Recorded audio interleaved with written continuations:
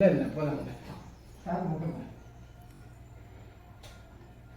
Friends, ఈరోజు మేము శృంగేరి వెళ్తున్నాం ఫ్యామిలీతో పాటు. ఇంట్లో పూజ చేసుకుని బయలుదేరుతున్నాము.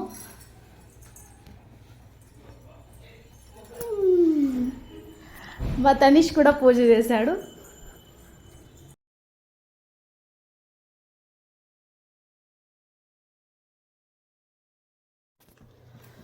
సరస్వతీ నమస్సుభ్యం వరదే కామరూపిణి విద్యారంభం కరిష్యామి సిద్ధిర్భవతు మే సదా.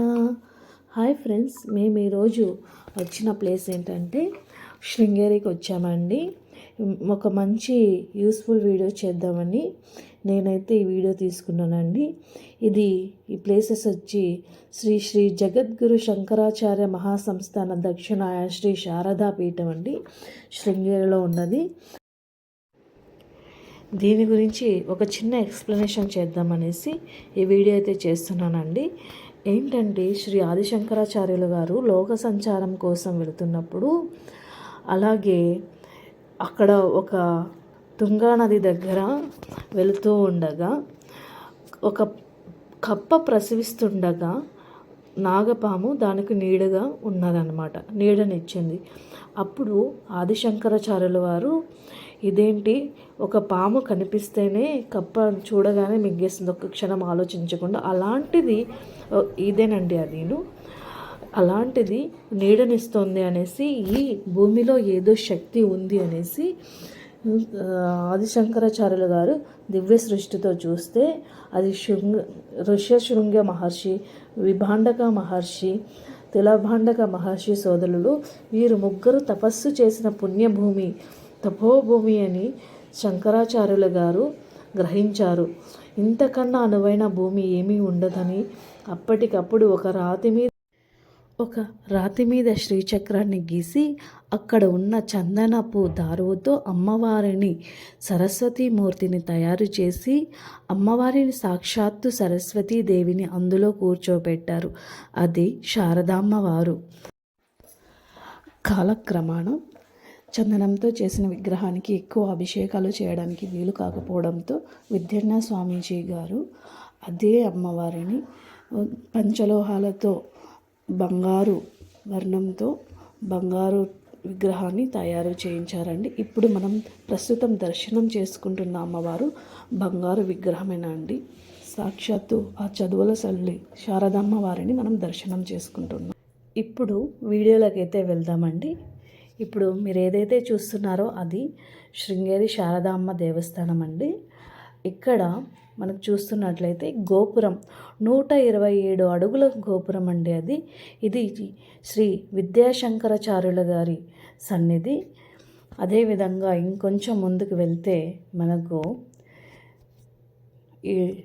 మనకు రైట్ సైడ్లో కనిపిస్తూ ఉండేది అక్షరాభ్యాసం మండపం అండి. ఇక్కడ చాలామంది క్యూలో నిలబడ్డారు కదండి, వాళ్ళందరూ అక్షరాభ్యాసం చేయించుకోవడం కోసమే వచ్చారండి. మేము వసంత పంచమి రోజు రావడం వలన చాలా ఎక్కువ రష్ ఉన్నదండి. దాదాపు వేల సంఖ్యలో ఉన్నారు. చూస్తున్నారు కదా ఎంత రష్ ఉందంటే, మాకు అక్షరాభ్యాసం, మా అదృష్టం ఏంటంటే మాకు ఫస్ట్ బ్యాచ్లు 8 to 8:30 అయిపోయిందండి అక్షరాభ్యాసం. నార్మల్గా బ్యాచ్లు చేస్తూ ఉన్నారు. ఎక్కువ రష్ ఉండటం వల్ల ఆ శారదామ్మ దేవస్థానం ఉంది కదా, అమ్మవారి దేవస్థానం ఎదురుగా ఆపోజిట్లోనే మనకు అక్షరాభ్యాస మండపం కూడా ఉంటుంది.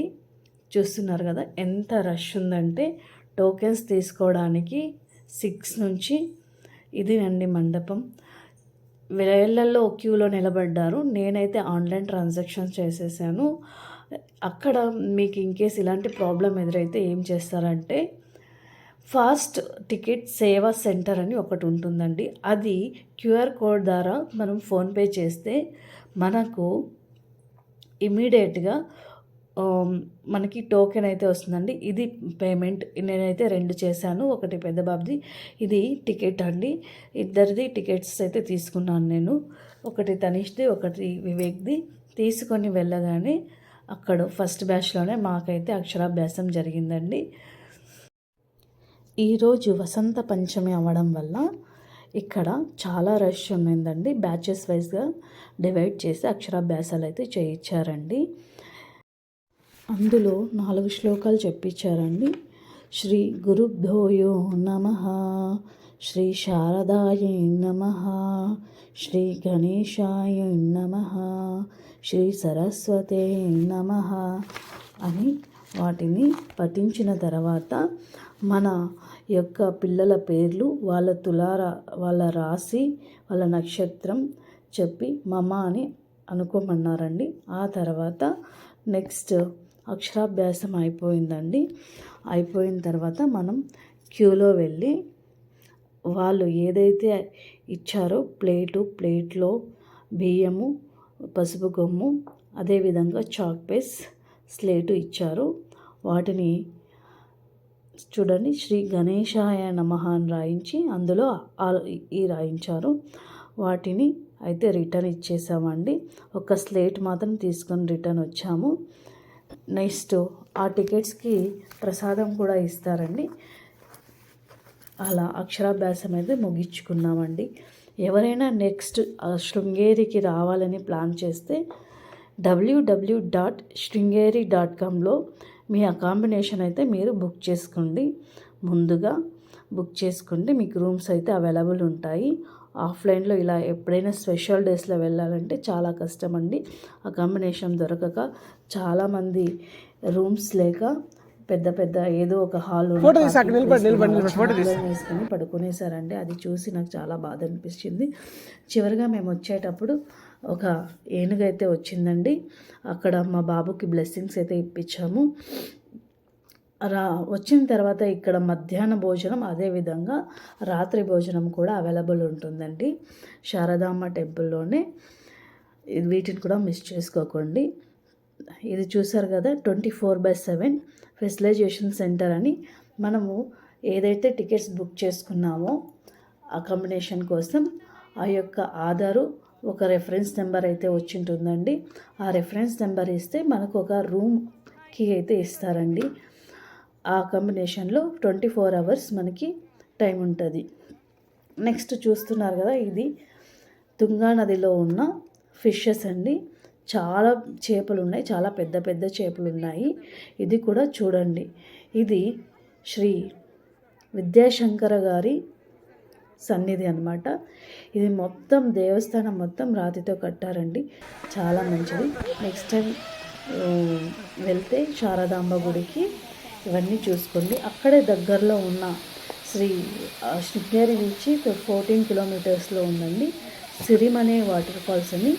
నేచర్ని కూడా ఎంజాయ్ చేసి రండి.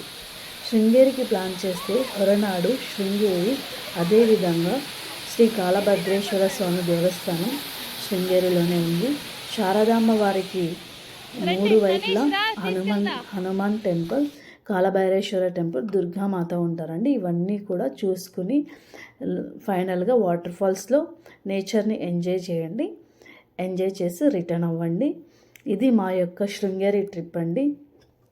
ఎలా ఉందనేసి చూసి నాకైతే కమెంట్ సెక్షన్లో కమెంట్ చేయండి.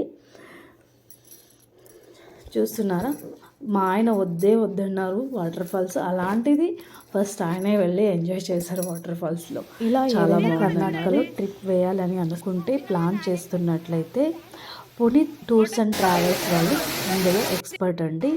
ఆల్ ఓవర్ కర్ణాటక మీకు చిక్మంగళూరు, మంగళూరు, ఉడిపి, హొర్నాడు, మురుడేశ్వర్, ఇలా నేచర్ ప్లేసెస్ కావాలంటే నేచర్ ప్లేసెస్, దేవుడి ప్లేస్ అంటే నేను తీర్థయాత్రలు కావాలంటే అలాంటివి, ఎలాంటివైనా వాళ్ళు అరేంజ్ చేయడంలోనూ ఎక్స్ప్లెయిన్ చేయడంలోనూ వీళ్ళు మన తెలుగు వాళ్ళండి. అన్నిటిలోనూ చాలా బాగా ఎక్స్పర్ట్స్ అండి వీళ్ళని మీరు కాంటాక్ట్ చేసినట్లయితే మీకు ఫుల్ ఇన్ఫర్మేషన్ అయితే ఇస్తారండి. Thank you friends. Subscribe my channel and support my channel. Thank you so much.